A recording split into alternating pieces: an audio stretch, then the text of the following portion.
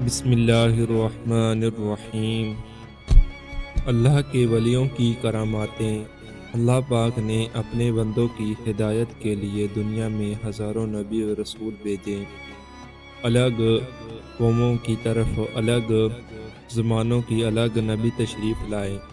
ان نبیوں کو اللہ پاک نے ایک خاص کمال عطا فرمایا جسے معجزہ کہا جاتا ہے۔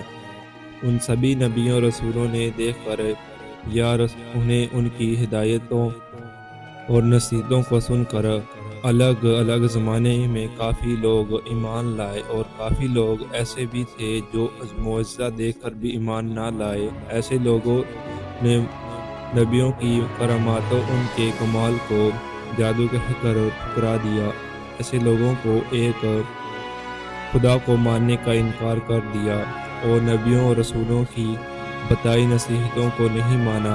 ایسے لوگ آگے جا کر اللہ پاک کی طرح کی کم سزاؤں اور عذاب سے مبتلا کیے جائیں گے۔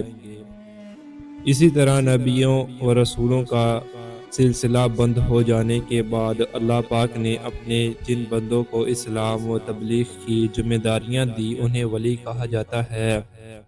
اللہ نے انہیں ان ولیوں کو بھی کچھ خاص طاقتیں عطا فرمائی جنہیں کرامات کہا جاتا ہے۔ ضرورت پڑنے پر اللہ کے ان نیک بندوں نے اللہ کی بخشی ہوئی اس طاقت کو استعمال فرمایا۔ آپ نے دور و نزدیک کے سینکڑوں ولیوں کی کراماتیں دیکھی اور سنی ہوگی۔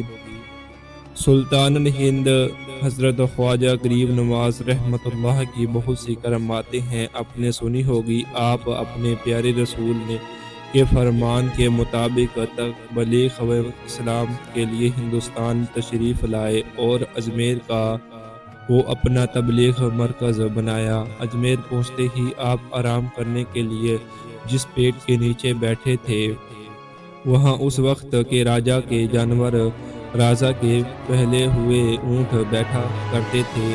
راجا کے سپاہیوں نے جب آپ کو بیٹھے دیکھا تو راجا کے سپاہیوں نے آپ سے کہا، یہاں سے اٹھ جاؤ، یہاں ہمارے راجا کے اونٹ بیٹھیں گے۔ آپ حضرت خواجہ غریب نواز رحمۃ اللہ نے فرمایا، اونٹ تو کہیں اور بھی بیٹھ سکتے ہیں یہاں۔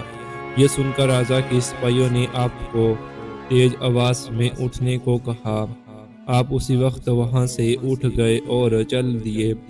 اگلے دن ایک عجیب سے واقعہ ہوا۔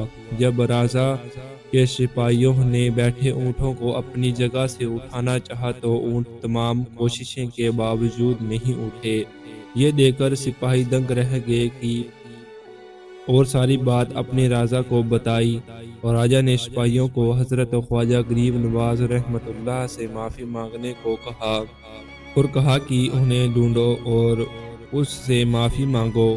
راجا کے ایسا کہنے کی ہی سپاہیوں نے آپ حضرت خواجہ غریب نواز رحمۃ اللہ کو ڈھونڈ کر آپ سے ان کے لیے برتواب کی معافی مانگی۔ حضرت خواجہ غریب نواز رحمۃ اللہ نے اسی وقت انہیں معاف کر دیا اور کہا کہ تم جاؤ، تمہارے اونٹ اب کھڑے ہو جائیں گے۔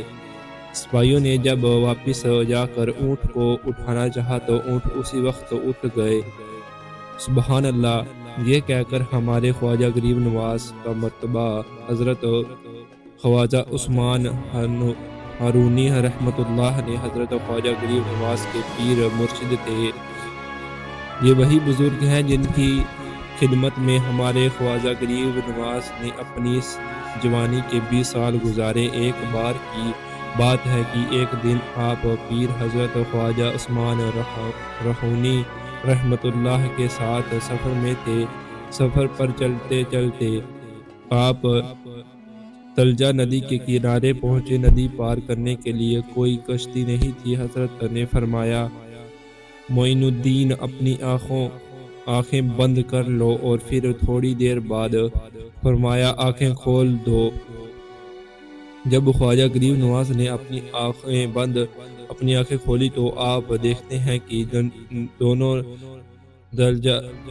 دجلہ ندی کے پار پہنچ چکے۔ آپ نے حضرت خواجہ عثمان ہارونی رحمۃ اللہ سے پوچھا، ہم دونوں ندی سے پار کیسے آ گئے؟ حضرت نے فرمایا، میں صرف 5 مرتبہ سورہ فاتحہ پڑھی تھی، اس کی برکت سے اللہ پاک نے ہم دونوں کو خیریت کے ساتھ ندی دریا کے پار پہنچا دیا۔ یہ مکان اور مرتبہ انہی کو نصیب ہوتا ہے جو اپنی زندگی اللہ کی مرضی کے مطابق ڈال دیتے ہیں اور پھر اسی کے ہو جاتے ہیں۔ اسی لیے اللہ پاک ان کی زبانوں سے ایسی تاثیر عطا فرما دیتا ہے کہ وہ جو کہتے ہیں وہ ہو جاتا ہے۔ یہ طاقت ہر کسی کو نہیں ملتی، یہ صرف اللہ کے خاص بندوں کو دی جاتی ہے۔ جس نے اپنے آپ کو اللہ کے حوالے کر دیا، سمجھو اس نے اپنی زندگی میں سب کچھ پا لیا۔ بہرحال ایسے ہی کیسے کئی ولی اور پیر پیغمبر کی کہانیاں حدیثوں میں موجود ہے جن کے کارنامے حیران کرنے والے ہیں۔ ہم کوشش کریں گے کہ آگے بھی ایسے ولیوں کی کرامات کی ویڈیو جانکاری آگے بھی دیتے رہیں گے۔ اللہ حافظ۔ ایسے ہی سچے واقعات سننے کے لیے ہمارے چینل کو سبسکرائب کریں۔